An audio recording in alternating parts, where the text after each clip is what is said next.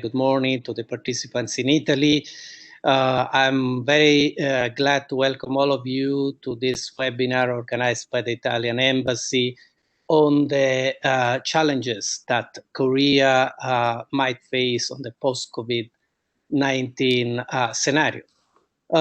We have some distinguished participants. Actually, at the moment, just who are connected, the third is experiencing some technical problems. We hope that he will join us later. The first participant, and I just in alphabetical order, is Professor John Delury, who is a professor at the Chinese Studies at the Yonsei Universities. Chair of the Master Program in International Cooperation, always at the Graduate School of International Studies at the Yonsei Universities. Chair of the Undergraduate Program in International Studies at the Yonsei Underwood International College. Founding Director of the Center of Chinese Studies. He is also an author of some books on China. I would like to remember a book written with Orville Schell, Wealth and Power, China Long March up to the 21st century. Is currently working on a book on the US-China relations in the early years of Cold War. Well, he is a contributor and commentator for many prestigious magazine review newspapers, including the New York Times. Plus, he's a member of the Council of Foreign Relations and National Committee of US-China Relations, National Committee on North Korea. I could go on for a while. I would stop here, saying that his analysis are often requested by government and military, corporate, and civil society. Then we have Professor Jong-yil. Professor Jong-yil received his BA and MA at the prestigious Seoul National University. He received also a PhD at Trinity College in Cambridge, UK. Well, he has served, he has a professional experience that has seen him as a teaching at the Jong-yil University. He has been a Fulbright Senior Fellow at the University of South California, fellow commoner at the Churchill College in Cambridge. He has served for the public sector as first and second director on National Security Planning Board and National Intelligence Service, senior national security advisor to the president, and also ambassador to Japan and UK. As a present position, he is a university distinguished professor at Gachon University. So you can understand that our panelists are really strong background, and very competent on the subject that we are going to deal with. Well, I would like to proceed in this way. I will ask you some round of questions, and I hope you can answer, well, we've said 5, but even maybe some more minutes for each question, so to keep the attention of the public and to have the possibility of some more also question and answer, also some more comments on what the other panelists have said. The first question is, well, the COVID-19 pandemic has put into question the present structure of the economy's supply chains. As some observers have also urged governments to promote the reshoring of industries of national interest. I would like to know which are your opinions in this regard and what this could mean for Korea. I would like to ask Professor Delury to start, always observing the alphabetical order. On a point of order, Ambassador. Yeah. Can he ask your question? Can he raise questions to you too, or you just answer your questions? If you like, we could do that too. Yeah, I'm a one. That's yeah. That's to the best of my knowledge. Of course, yeah. Okay, great. Well, Ambassador, thank you. I'm delighted to be part of this event and to join the other experts. This is an interesting question. I mean, I don't specialize in trade on the economic side, but so maybe others are more qualified, including yourself. I think echoing Professor Ra, I'd like to hear your own analysis of this, given the depth of your knowledge. But I would say, as someone who does look at the international relations from a Korean Peninsula perspective, just kind of generally, maybe focusing more on the security side and the diplomatic side.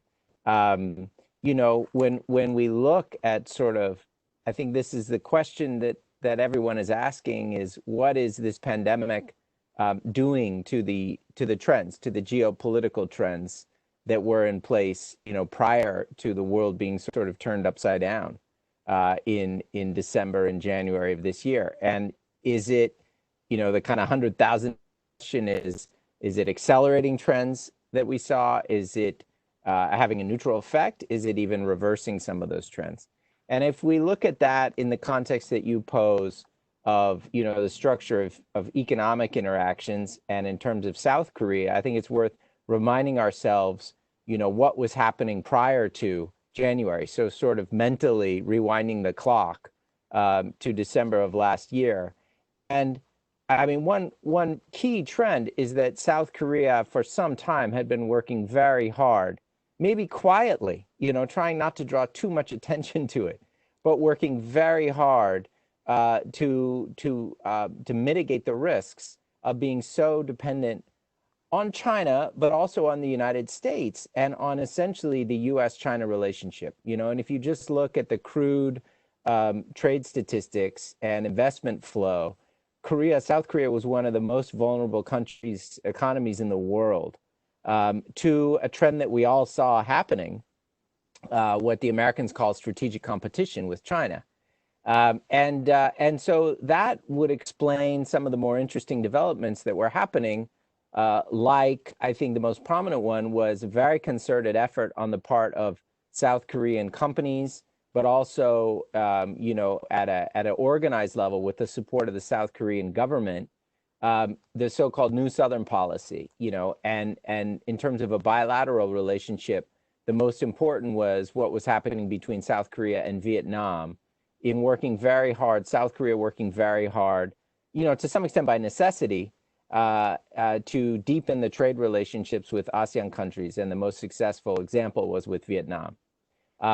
I think you would know better than me, but there was also, obviously, the EU is a major trade partner for Korea. And so the same logic, maybe not quite the same volume, but the same, we could say, geopolitical logic from a South Korean perspective of needing to lower some of these risks of vulnerability to U.S.-China conflict was driving Korean efforts to deepen those relationships with European countries.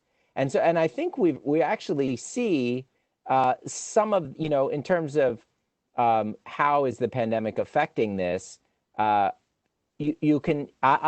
feel like if you read in between the lines of a lot of what South Korea is trying to do diplomatically, they're trying to maintain that work. Obviously in this context, you can't announce major investment and trade packages. You can't even literally move people very much from one place to the other. But I can detect very concerted efforts by South Korea, not to lose the work that had been done. It's not moving forward. So the pandemic is not advancing it. It is a dilemma for South Korea, but I think South Korea is trying very hard to be in a position where, as the pandemic abates, it can go back to that strategy, and continue to deepen those relationships, probably based on economics, but then they're diplomatic. And the last thing I would say is there's an important cultural element to this. I mean, Korean culture, K-pop, Korean drama, music has been wildly popular for a long time in Southeast Asia and also increasingly in Europe. And I'll tell you, as an academic, I was very dismissive of this stuff. You know, I kind of looked down on it. And over the last couple of years, as a very direct result of sitting on, you know, as part of admissions, I started to notice, wait a second, we're getting phenomenal students at Yonsei, and it's not specific to Yonsei. We're getting phenomenal students, in particular from Southeast Asia, from Europe, from Central Asia. And you look through the material and you realize it started because of a band, you know, BTS, or a drama, a TV show. And students often try to kind of hide it in the application because they're trying to be taken seriously. But I've really changed my whole perspective on that. As an educator, you see soft power in a really good way in action, because that the way in which Korean cultural products have resonated globally, that is having these major ripple effects on the younger generation, where they really want to come study in Korea. And then they come and they deepen their experience and knowledge, and then they bring that back when they return to their country. So, you know, that's a kind of trend. I think that's going to survive the pandemic. I don't think that however long it lasts, the coronavirus is going to wipe that out. You know, young people are going to want to study abroad as soon as this thing is over to a sufficient extent, and they're going to want to come to Korea. So maybe that's where I would start some thoughts. Thank you very much. Very interesting what you were saying. Well, I would like Professor Rao also to give us some comments on that. Oh, first of all, I'm not sure if I can add anything to what Professor Delury has just said. Very succinct, brief, but covers most of the important points very nicely. And I'm not one of those economists, and I really do not know much about economy. However, I do not think it is that much of a disadvantage in talking about economy, because to my experiences, professional economists do not seem to be much better than myself about talking about the economy, particularly in predicting what is happening and that sort of things. In any case, while mostly Professor Delury has already said covered almost most of the important points, and it's nothing new to Korea.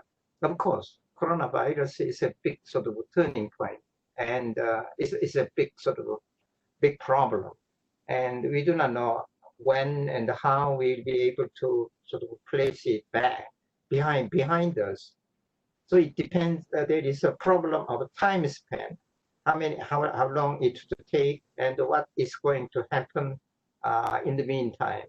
And one additional problem in Korea, probably most sort of pressing, most important, urgent problem is North Korea. North Korean problem is sort of a black swan, and we have been accustomed to it for more than half a century's time, and nothing new. But it has a new sort of features, like well advanced the military technology of North Korea, including weapons of mass destructions, and the advanced means of delivering those weapons to outside of their countries. That's what those things do. And this is nothing new. Even before, for a very long time, even before the advent of coronavirus, there has been call in South Korea, inside South Korea, we should divert somehow the partners' economic sort of destiny of our exports away from China. And we've been dependent too much on China for our export market, that sort of things. Two things. I mean, this one is sort of the reshoring and placing our partners for economic trade partners outside of Korea, like Southeast Asian countries, that sort of things. And another thing is boosting, sort of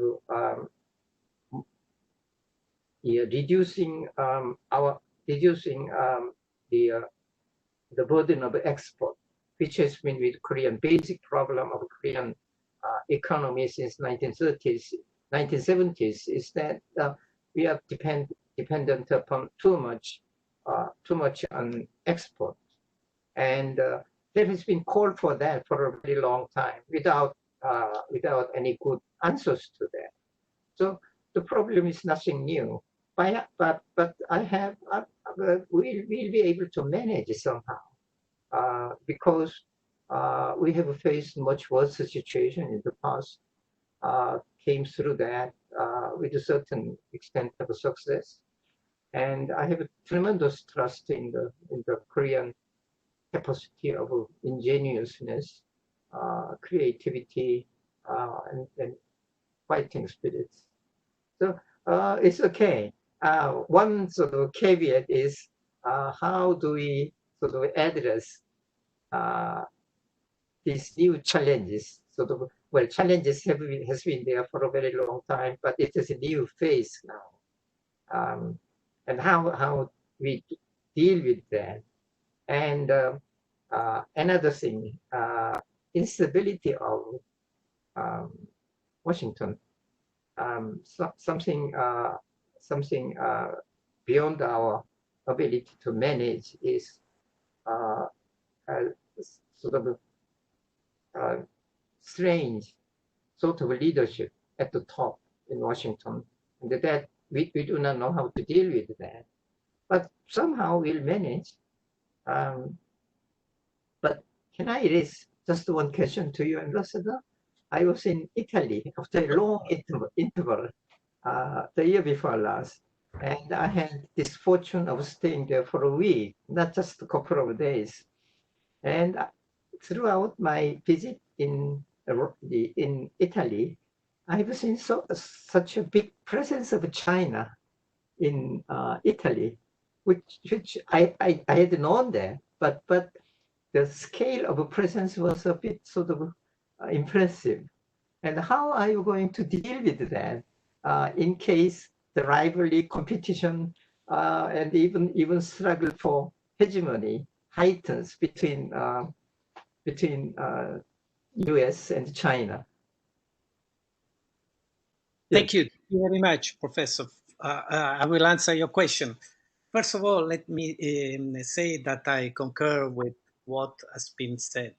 COVID-19 is not determining a new situation. It's probably just accelerating factors that were already there. So it's a kind of facilitator of new scenarios.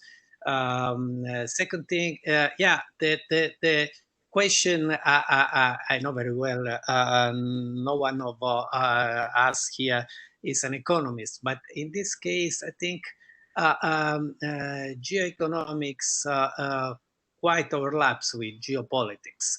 So I thought that this factor could be interesting to be dealt by non-professional economists, but more on the geopolitical side.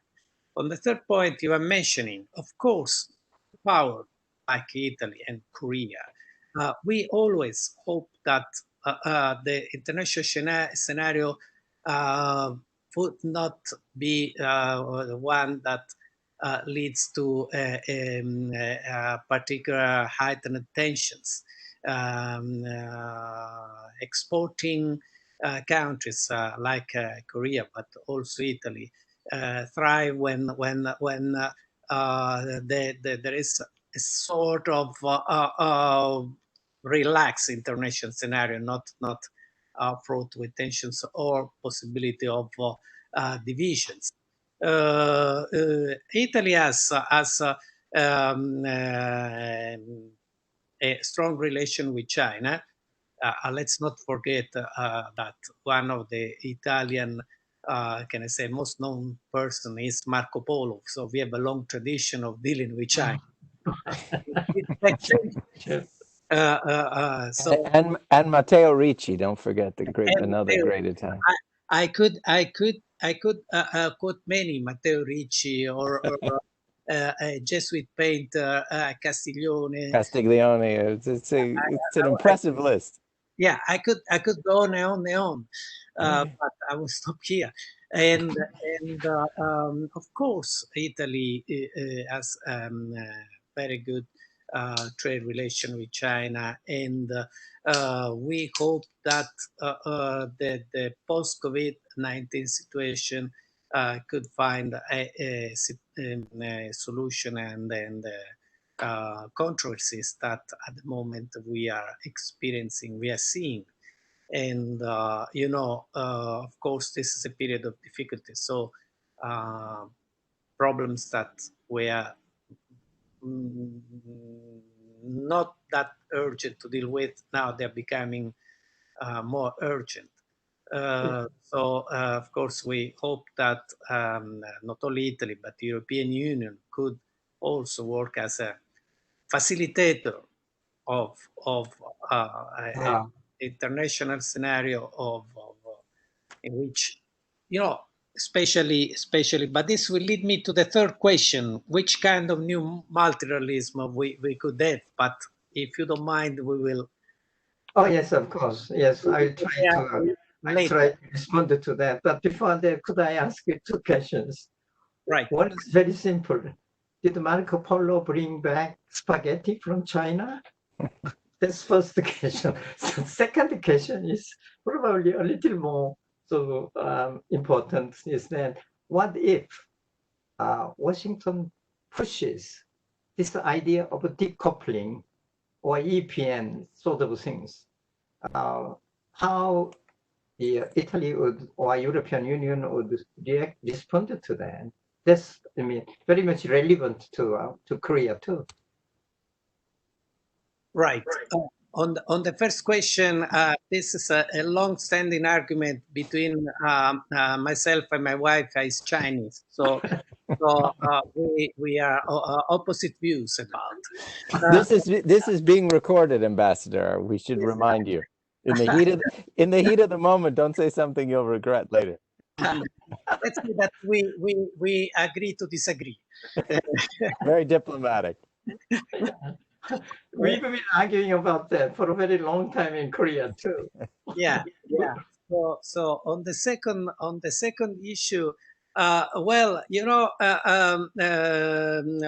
we of course hope that again some kind of Pacific coexistence could be found, we have not to forget that there are many issues that cannot be dealt if not globally. And we will go there on the third, later on this issue, how to face this new situation that might be coming into being.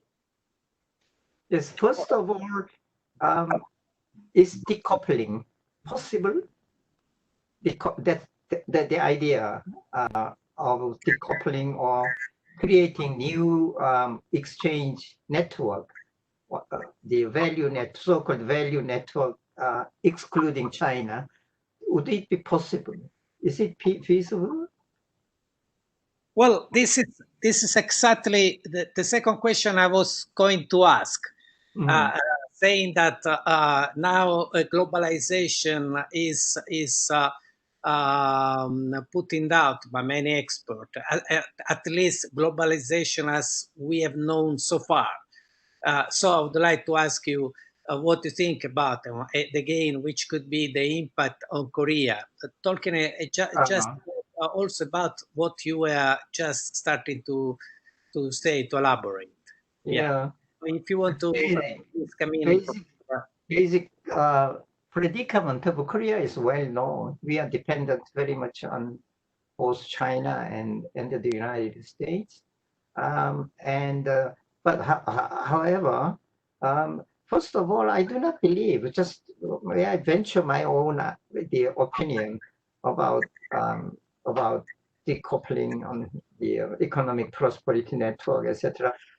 I do not believe that to be possible, given the logic of capital, which has been in force for more than a century's time. I mean, nearly 2 centuries' time.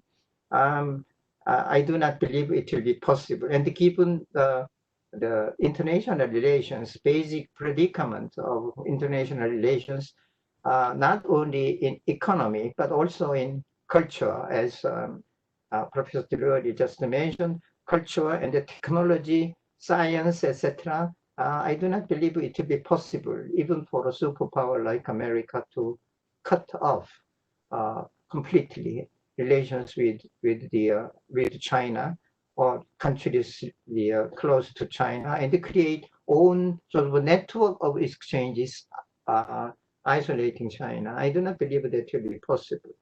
However, two sort of kind of caveat is that politics, domestic politics, we quite often talk about, discuss international relations, taking abstract entity of a very high dimension, name of countries like China, United States, and Korea. It is never a single entity. China is not the Mr. C, and the United States is not the president, the Trump, and a very complex sort of things. But for the sake of for the simplicity of the problem, for the convenience of discussion, we take China, United States, Korea as a kind of a simple single entity. That's not true. We have to look through to be a little more closer to the actual situations in international relations. We should look into domestic dynamics as well, political dynamics, business dynamics, cultural dynamics, etc., social dynamics, etc. too. But that will expand the scope of our discussion too much. What I'm trying to say is that politics is very important in both America and China, also Korea and Italy too, maybe. And you see, what we take as Chinese foreign policy or American foreign policy actually is a result of political dynamics within their own country. So what I'm trying to say is that political initiative and also good sense of political leaders will be very much important. I do not believe decoupling kind of the re-emergence of Cold War situation is possible, even after coronavirus, with the two caveats. One is that how long it will take for us, not only Korea, America, etc., but mankind as a whole, humanity as a whole, to deal with this new type of challenge, new type of crisis in the form of unknown the virus 19. How long and how successful it will be or no. It will take us, and how what kind how we would be able to deal with it, and that probably will work as a factor in shaping post-corona the international situation. Second thing is probably more important than, as I emphasize it again, politics, domestic politics of China, domestic politics of the United States, domestic politics of Italy maybe, and how sensibly political leadership of particularly of big powers, great powers, would respond to this common crisis in a sensible way. And that is beyond us. And what I hope is that even a small country like South Korea, Italy, of course, is bigger than us, more important than Korea, of course. But even a smaller country, so a medium-sized country would be able to exert certain influences over the common destiny of mankind after and in the course of dealing with this new type of virus. Thank you very much for very insightful comments. Before commenting, I would like to ask Professor Delury to come in on this subject. Yeah, sure. Thank you, Ambassador. That is fascinating analysis from Professor Ra, and it's hard to add to that. You know, again, if we well, I guess I'd make quickly one point as a historian. When we talk about globalization, Professor Ra mentioned, you know, the kind of 100 years or 200 years framework, and then there's also the even longer, you know, millennial framework. I've just been reading a wonderful book on featuring Marco Polo called The Great State, China and the World, and it's a beautifully written history of episodes in China's changing relationship with the world. And that book starts with the 13th century and starts with the Yuan dynasty as sort of the starting point, you know. And it's a great reminder. There's a long section, and it was done well before, but there's a whole chapter on the Black Death, which is fascinating, since we all have to be, you know, armchair epidemiologists, and an extensive discussion on the Eurasian context of the Black Death, for example. So it was, for me, reading that was a good reminder of how, you know, there's a natural human tendency to sort of see your own era as new and special. And there are certainly distinctive features of the period of globalization that we've been living through, that the two of you, you know, that your lives arc and my life arcs in a certain era, a discrete era of globalization. But that is embedded within a much, much longer history, you know, and I think it's important to first of all, keep that in mind. Again, if we rewind to where were things before COVID, before the pandemic, and for example, when I teach the introductory course here on Introduction to International Studies, and I'm going to have to change that syllabus quite a bit. So it's on my mind. But, you know, when I would teach that, say, last year, we would start off talking about really a moment where these severe doubts had been raised about globalization, something that had been, you know, a positive, a good word was no longer, you couldn't just assume. It would depend on the audience of whether globalization is a good thing or a bad thing. And two, that I would highlight the discontents of this phase of globalization, the last, say, 50 years. The two of maybe the biggest, we could think of others, but discontents, one is inequality. So globalization was contributing to economic inequality in different ways around the world, but it's a global trend of a division between rich and poor. And for all the good things about globalization, it was making that problem worse. And that was causing profound discontent. In still the gap between developed countries and less developed countries, but then also gaps within, especially developed countries, like in the United States would be textbook. It's not just President Trump and his rhetoric. His rhetoric was resonating with real phenomenon that globalization was adding to the gap between haves and have-nots. And then the other one I would highlight was climate, you know, and a division between livable and unlivable, you know, uninhabitable parts of the world. And based on climate science, more and more chunks of the world, probably starting with developing exposed, you know, populations, communities in the less developed world, but it would affect everyone, would be living in uninhabitable parts of the planet. And so these were, you know, these are not superficial critiques of globalization. These are profound discontents that were there. And in a sense, we have a third now, and the longer and the more severe this pandemic we have a third on almost the same level of a division between healthy and sick, you know.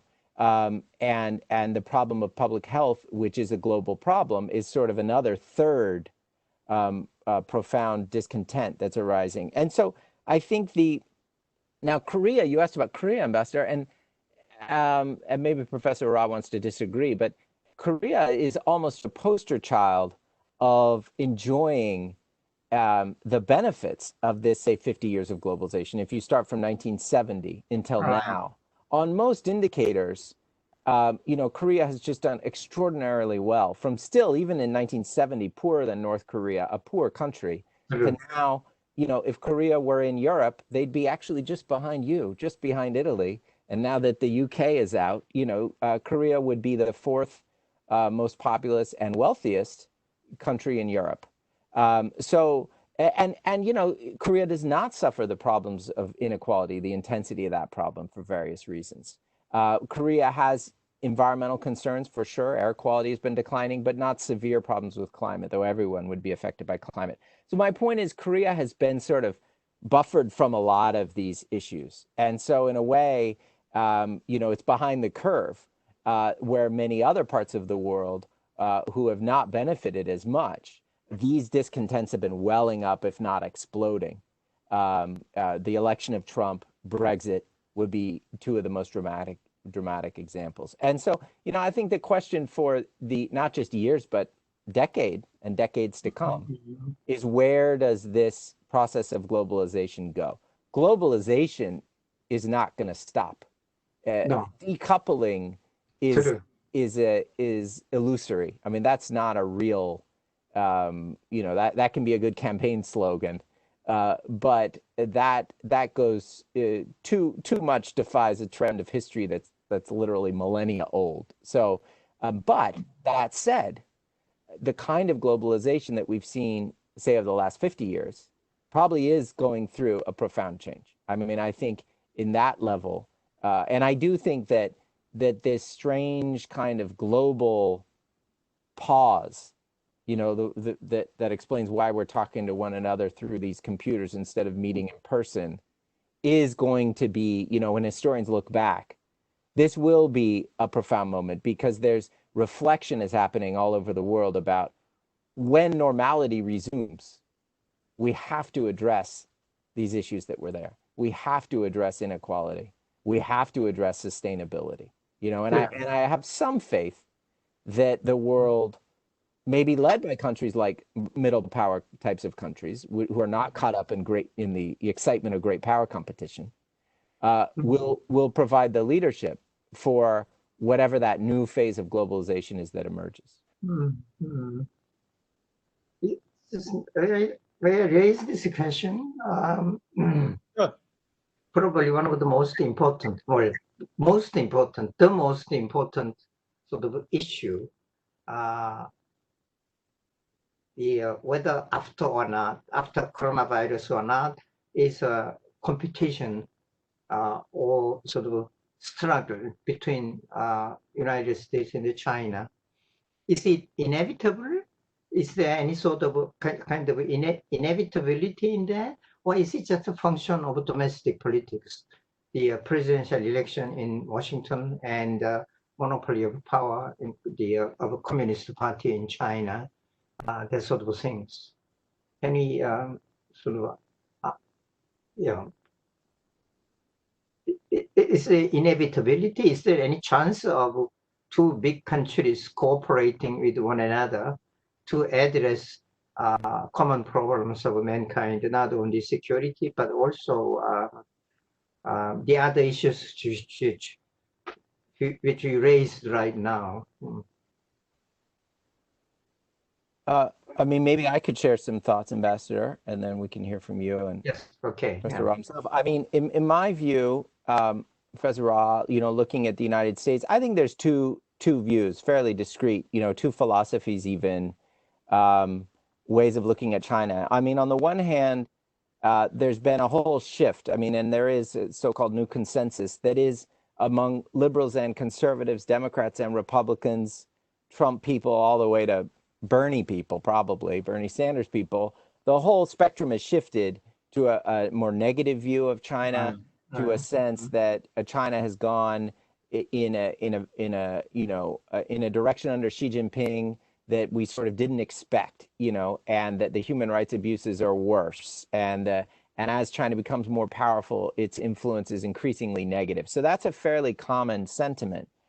But I would say there's still, when you have long conversations with those people who would all agree to that, beneath that, there are two different views, about whether you can still cooperate or not, and whether do you just embrace this kind of 19th century geopolitics of great power competition? Do you sort of embrace that, or do you resist that and say we have to, whether it's containing or whatever we call it, we, the United States, does have to play a role in holding back these negative tendencies of China. We shouldn't be naive and maybe even hubristic in thinking that we are transforming China. We should get over that, to think that China is becoming like us and becoming a liberal democracy. Okay, it's not. So we shouldn't be naive about that. However, we still have to cooperate.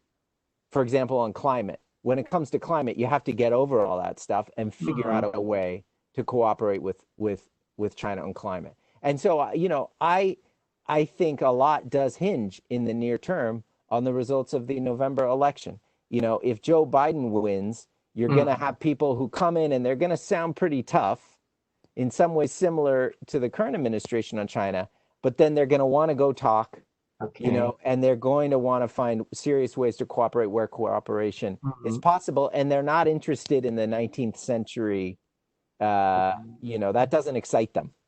Whereas if Trump wins, well, who knows? But we get 4 more years of this, and it'll be harder to rewind that after 4 more years. Right. Thank you. Thank you very much for, again, very, very interesting thoughts about this.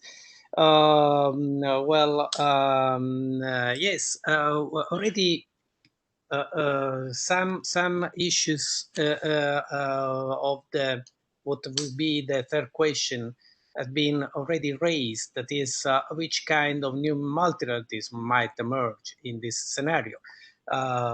Professor Delury has mentioned, for instance, climate change, the need to have a multilateralism, for instance, about climate change. But I could mention, of course, pandemics. I could mention natural disasters. I could mention, even international terrorism, and there are possibility, or organized crime. There is some phenomena that cannot be dealt by a single country or a group of countries, but should be tackled possibly in a multilateral context. Of course, the decoupling is not inevitable. Decoupling is not probably even something we should wish. We have to, I imagine, keep this possibility in mind. But more than a total decoupling, just to go back to what Professor Rao was saying before, is a total decoupling possible? Probably not. But which shape this decoupling could take? How this could affect middle powers, not the superpowers. What role could be played by middle powers and all the countries that would be in a way affected negatively by a sort of hard decoupling? This thing could be another issue for thought. Such a big question. When an easy answer would be that it all depends on political leadership, political initiative, but that doesn't say too much. I mean, basically, the basic sort of fundamentals of global situation, as I see it, is rather pessimistic, because the consumption, you see, this is nothing very new, but I have maintained that both capitalism and the communism, socialism, shares the same traits, same characteristics, predicated on the same premises. One is maximum exploitation of nature, which leads to maximum productivity. And then maximum productivity ensures maximum consumption. And the maximum consumption somehow leads to human happiness. This is something we cannot easily understand. However, we cannot easily appreciate. However, people seem to be into that somehow. Late 1970s, I used to go to Soviet Union long before we had formal relationship between the two countries.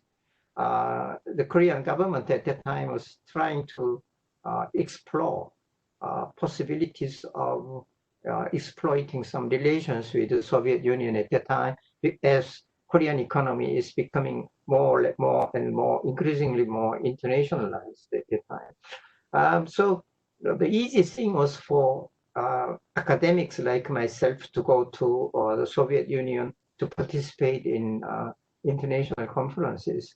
And through informal contact, we tried to establish some sort of relations with the Soviet Union.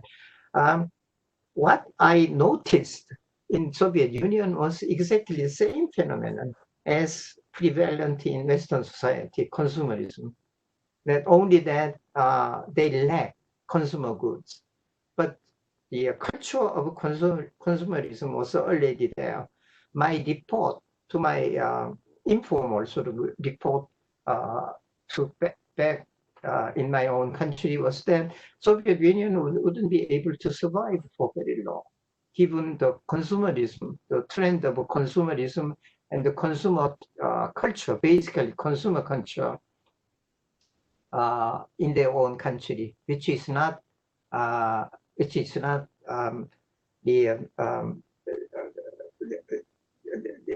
in line with the official ideology of the country.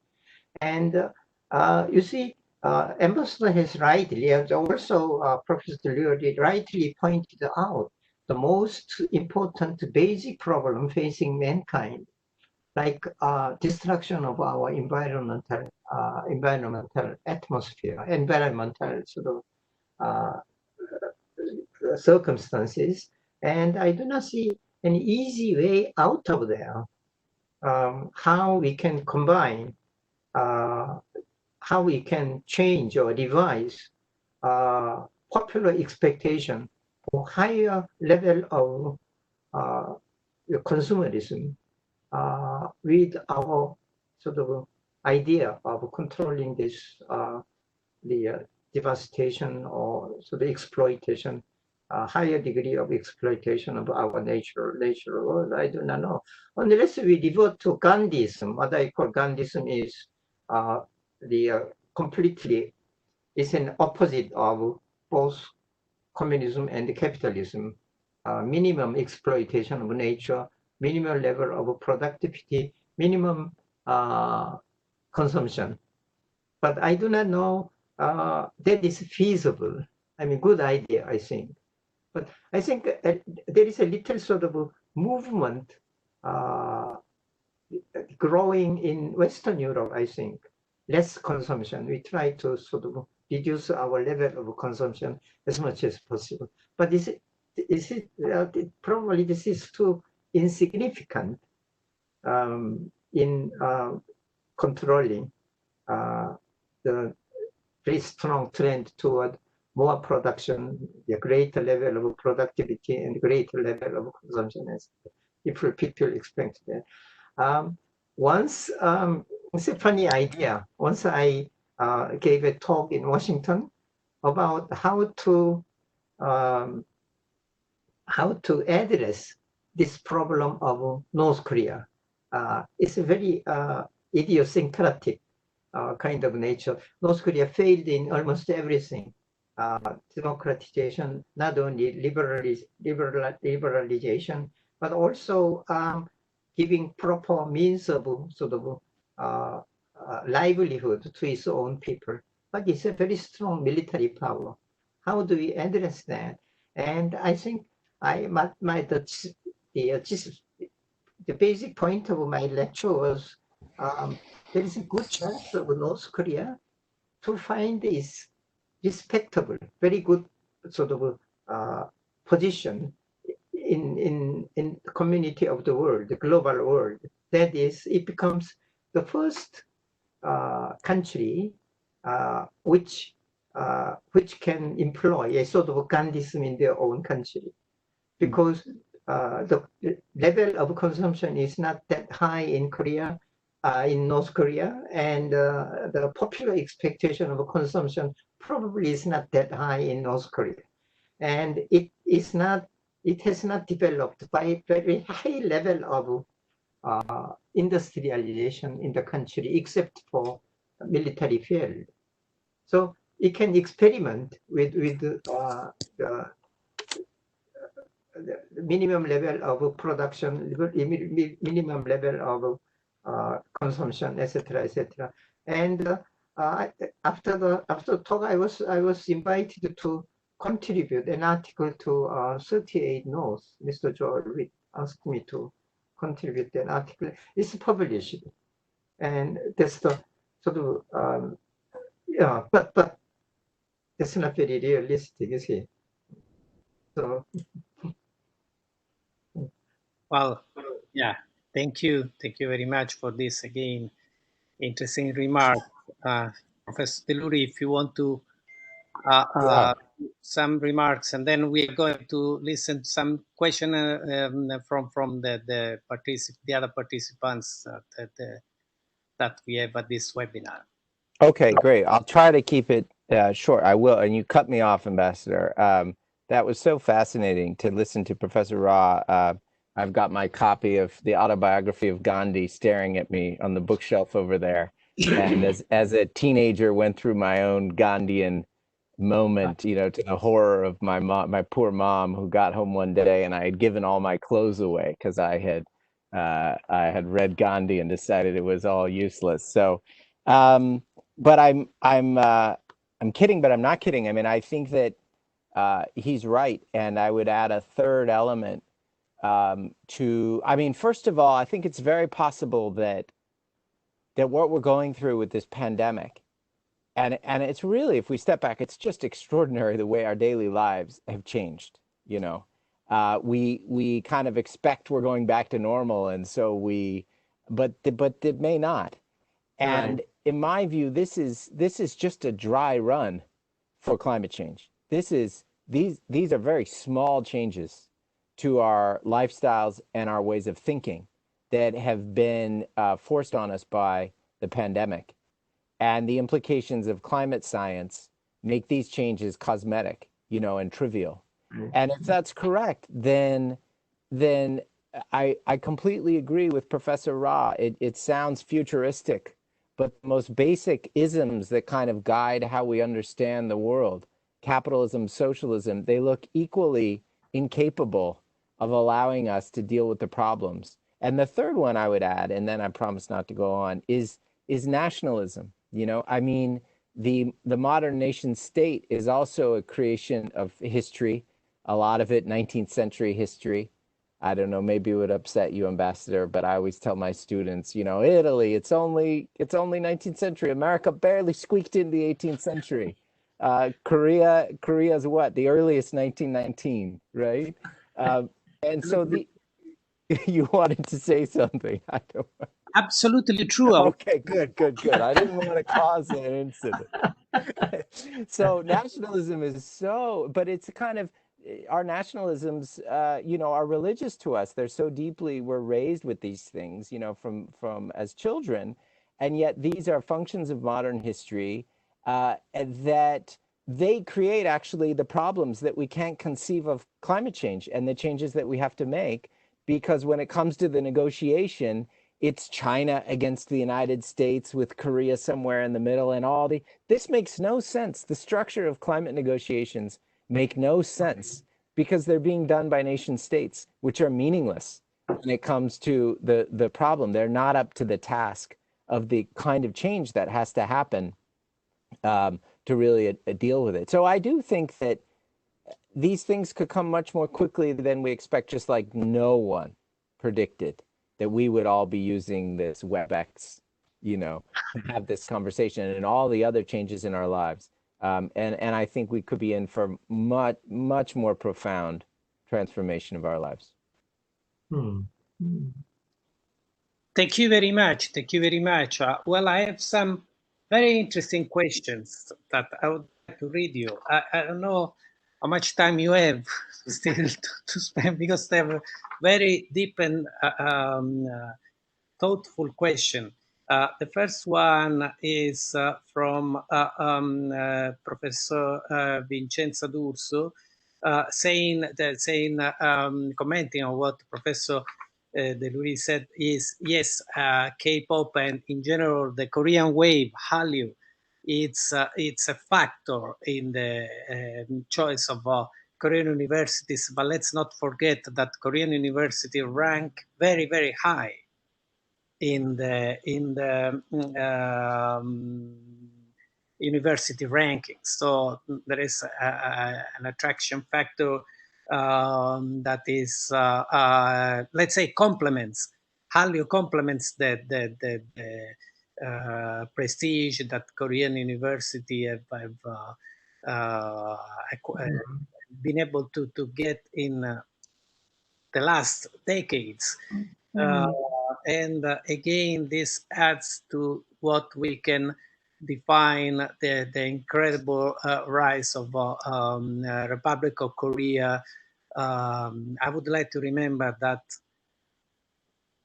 70 years ago, just 1 week in front of us, 25th of June, Korean War start, and left the peninsula in a, I would like to say, in a very dire state, if I could say so.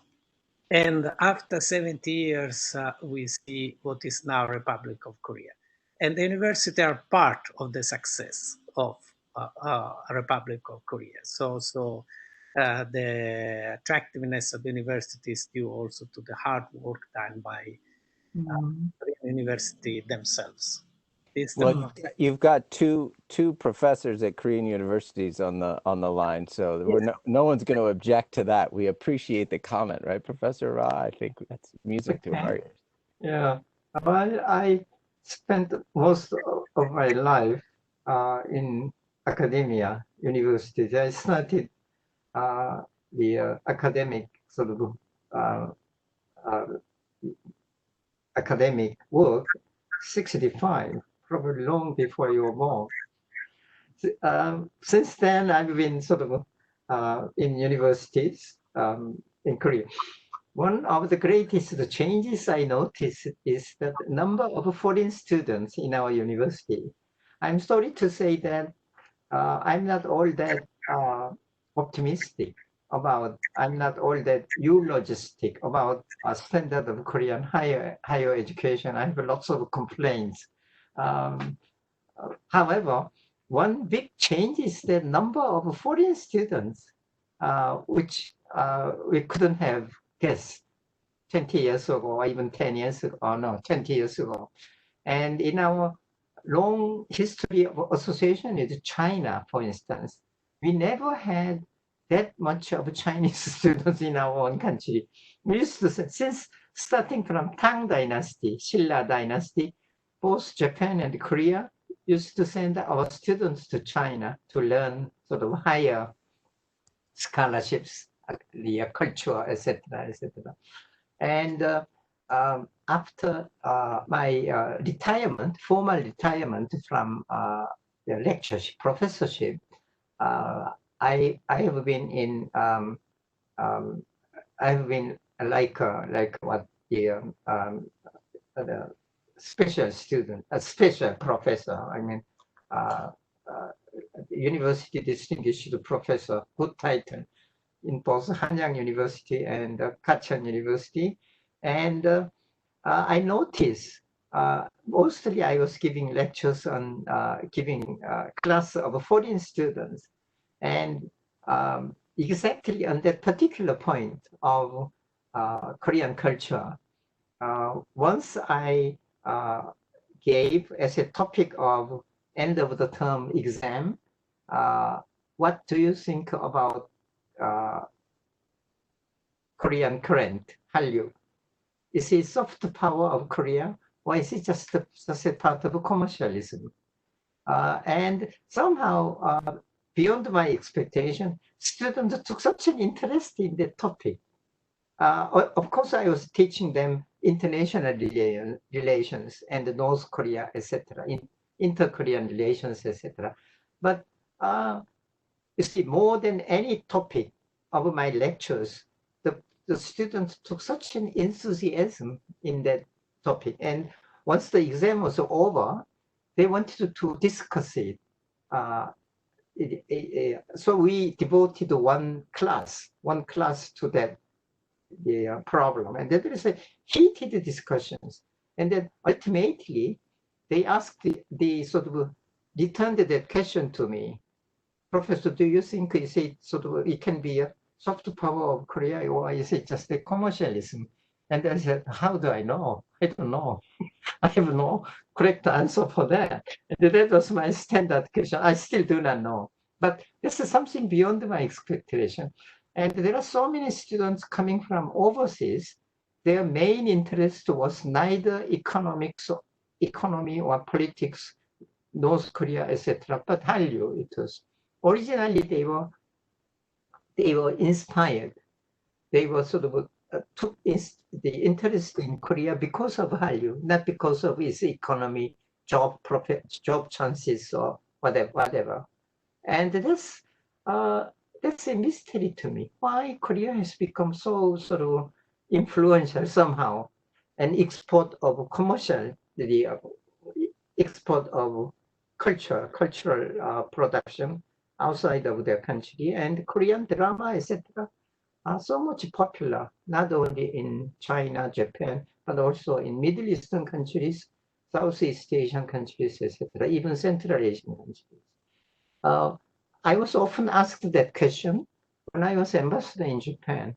In the Japanese, when I was in Japan earlier this century, Korean drama was so popular, almost to the level of pseudo-religion. Somehow I must confess that, I mean, this may be disappointing to Korean, the Korean fans, the cultural industry, but the most popular Korean drama was the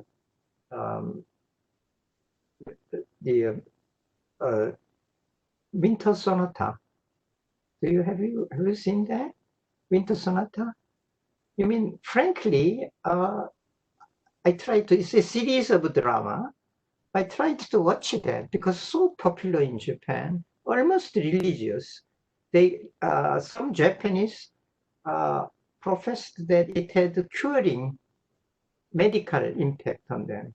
Somebody suffering from stomach trouble throughout his lifetime, somehow it was healed after watching the drama, iyashigoka in Japanese, like that. And there was the Yongsama divorce. That wife, for instance, was so much sort of carried away, completely sort of into that Korean drama. And the husband didn't like it. So there is a sort of a domestic conjugal conflict. And they got, which resulted in divorce. And then they called it Yongsama, the Winter Sonata divorce. And there is a Yongsama, Yongel indicator. It is like Engel's the index, like how how much proportion, what proportion of their monthly income are devoted to watching Korean drama, and the commercial product related to that drama, that sort of things. I tried to watch that drama, but not more than half an hour. It was so boring. I couldn't. But why is it so popular? And people asked me questions, and Korea was so much popular in Japan for my while I was working in Japan. I was very strongly tempted.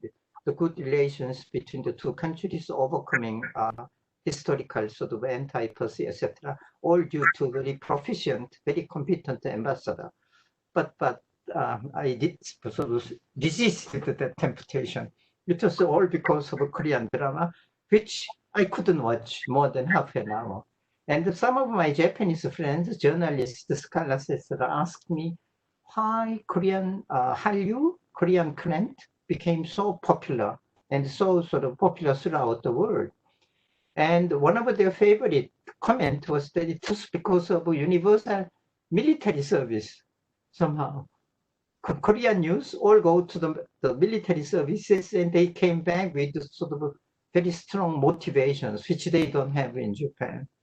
So no, I don't think military service promotes cultural creativity. Yeah, I think it was because democratic.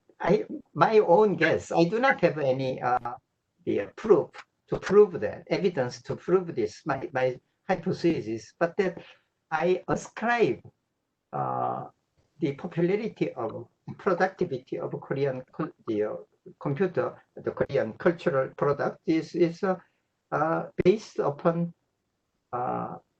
democratic movement. 70s, 80s, mostly 2 decades. University campus was main focus of Korean domestic politics, not Yeouido, not National Assembly. And there was 2 strong political movements. One is Blue House, the other centered around the Blue House, the other university campus. And the what we call undonggon, the student rebels or student democratization movement. I do not completely agree with their political project, but I saw since 1970s, 1980s, I saw great potential for cultural revival of Korea, because students do not take what they are being taught as granted. They try to think by themselves, and they were rebelling against all kinds of the political and the social, cultural authority of Korea, and they sort of think of themselves by themselves, and they do not rely on the lectures, courses given, official lectures given by the universities. They devised their own textbooks, tried to get hold of books forbidden by the government, etc. And I saw very strong cultural sort of potentials in their movement. And that's my hypothesis. I do not know if I can prove that, but I think it is quite possible that very strong cultural revival of Korea, productivity in cultural products, is mostly rooted in democratization movement inside academia in 70s and 90s. They are in the center of Korean domestic politics now, but much more important than their political project, which is not likely to be that successful, I think. And it's a bit going too much ideological. But the cultural creativity, ingenuity, the inventions, etc., are basically rooted in dissident movement inside academia, 70s and 80s, I think. I have some more questions. So I would like to please, if you are able to answer, because otherwise we'll stay here too long. Well, the next questions are even difficult. So please try to answer in a very short time, so we can read all of them. One question from Francesca Frassinetti is, I understand is rather complicated. Is given the history of political tensions that have hampered the relations between Japan, China, and Korea, do you think that, or to what extent, the need to handle COVID-19 aftershocks can encourage some kind of cooperation integration among these three countries? On this we could do a webinar of a couple of hours, I think. Yeah. So if you can give just a suggestion, if you think this can be feasible or not, or instead we are in a situation in which this trilateral cooperation will not be possible at least in the short term. Yeah, I'll give a brief answer to that, and also refer Francesca. I wrote something also quite short, actually, on the Cambridge University has a kind of blog at actually it's their Center on Geopolitics, so it's quite relevant. And John Nelson Wright started this discussion, and then I added something, and it was sort of specifically on this question, especially Korea, Japan. And both John Nelson Wright and I were quite pessimistic in, so again, this would be a case where if we rewind the tape to December 2019, we weren't seeing trends toward Northeast Asian regionalism. We weren't seeing good trends in the Korea-Japan relationship. And it's quite different with China. There's still a lot of cooperation, and South Korea has had more success, maintaining basically a positive relationship with China. But I see very, very little. The pandemic is either just having a neutral effect. Certainly, I don't see any positive effect as far as this neighborhood, the fragmented nature of Northeast Asia. It's such a contrast with Europe for all of the EU's problems, and I don't see any positive changes there in the face of the pandemic. Thank you. Yes, yes. I mean, that's true. The gap between Korea and Japan is probably too deep, too sort of damaging for the two countries to see eye to eye on even on issues which is very important to both countries. However, that's just again in the realm of politics. You see, the two countries share so many things in history, and their language, for instance, very similar to one another. And there is the language is so much similar to one another, almost the same. Every grammar, etc., etc. Also, many Koreans, apart from politics, apart from history, many Koreans prefer Japan. I ask on private occasions, I ask these questions. I mean, public, particularly in the field of politics, many Koreans are anti-Japanese. But on private occasions, I often raise this question. If you are given a choice of Japan and North Korea as a country outside of Korea itself, where you should live, which country would you take? Almost invariably, they choose Japan instead of North Korea. This is something we couldn't have expected. Also, one thing, this is not permanent. As I was saying early in the beginning of this century, when I was working in Tokyo, there was a large reservoir of goodwill between the two countries. Impact of Korean drama in Japan, And I couldn't understand that really. Why such a soap opera type of Korean drama was so popular in Japan? My own explanations, official idea, when I was asked that question by Korean Japanese journalists, I used to say that this probably is rooted on a large reservoir of common sentiment, common feeling, resulting from long period of exchanges between the two countries. Enka, for instance, you know Enka. Enka is so popular in both countries. Which originated originally in Japan. And there are so many dramas, literature, which have in common roots in both countries.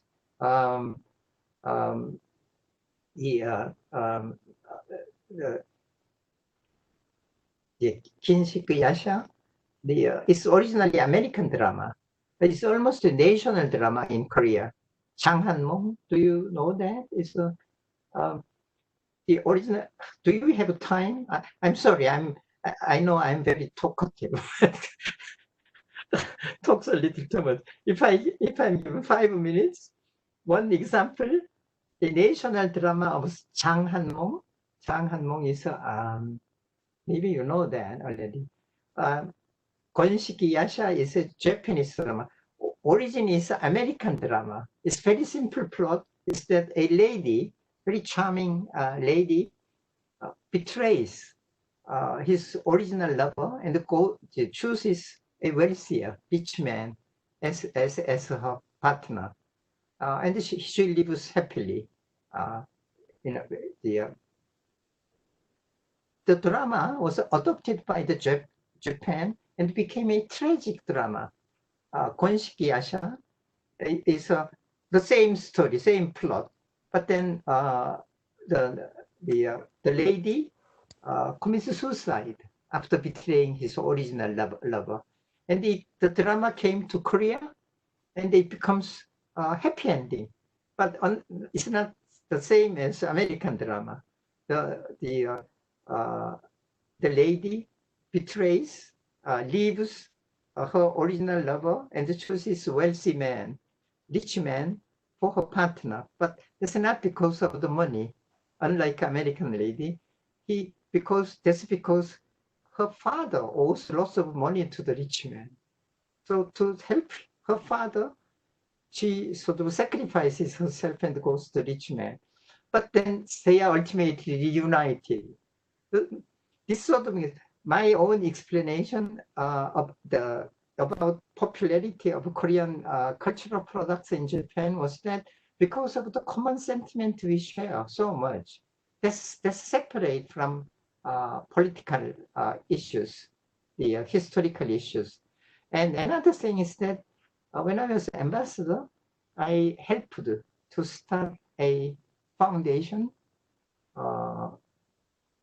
to commemorate a member of a Japanese imperial household, Takamado Nomiya. Takamado Nomiya, couple of Takamado Nomiya, the prince and his wife, the princess, came to Korea 2002 as an official envoy of a Japanese imperial household. For the first time, and so far the last time. They went back to Japan, but unfortunately, the prince died playing squash, and he was survived by the princess. So we started with the cooperation of Korean businesses in Japan and also Japanese businesses, big corporations, and we have an annual ceremony citing those people in Korea and Japan, both in Korea and Japan, who promote academic, scholarly, sports, and cultural relations between the two countries. And there are large reservoir of such conduct. There are so many people devoted to exchanges between the two countries.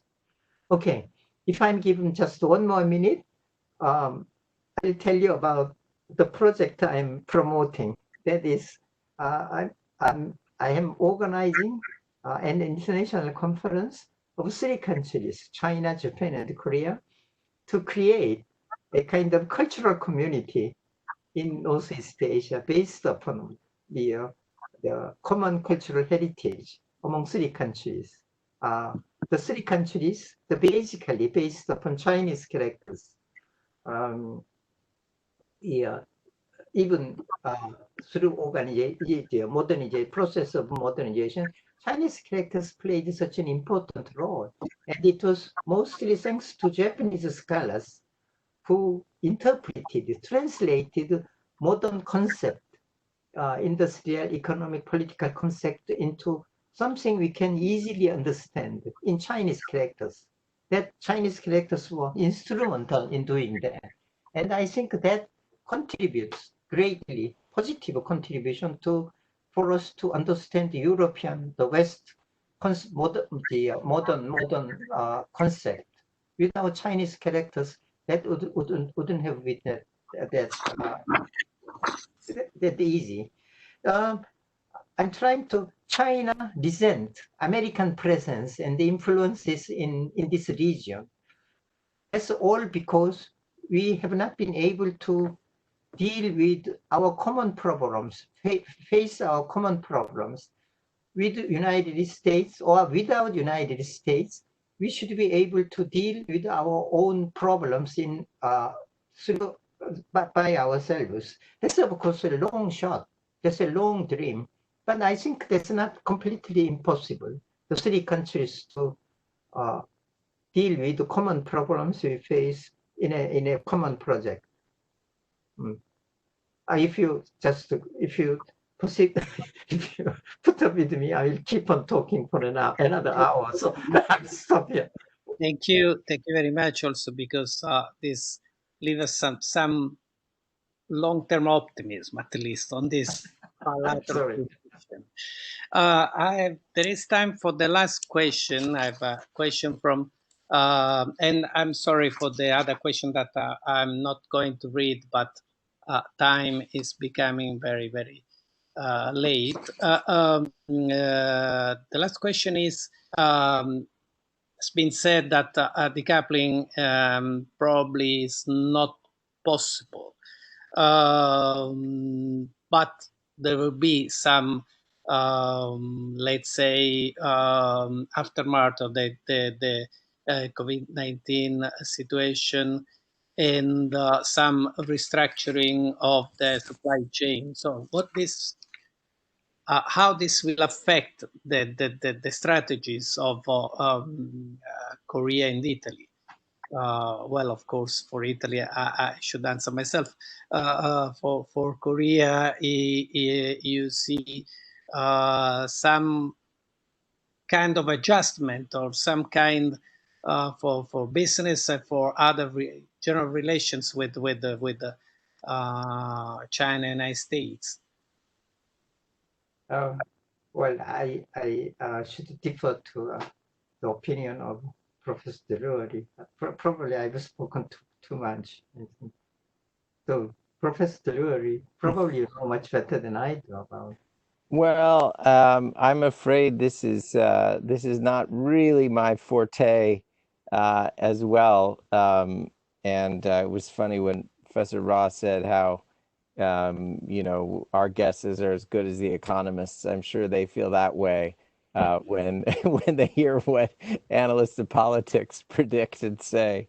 But I mean, to the question, I would only kind of return to the point I think I made at the outset, that this is one where, from a Korean perspective, I would anticipate that, let's posit the pandemic will abate, in however long it takes and whatever form exactly, that Korea is kind of, as soon as possible, would go back to the basic strategy it had before, which is to mitigate the risk, to keep moving as much as possible, integrating its economic future with, say, Southeast Asia, both in terms of, production. I mean, Samsung's biggest factory is in Vietnam, and I would expect they want to keep it there, and continue to move. Businesses have been doing that for a while for business reasons, and then there's a strategic rationale for doing it And same thing with tightening relations really globally wherever it can.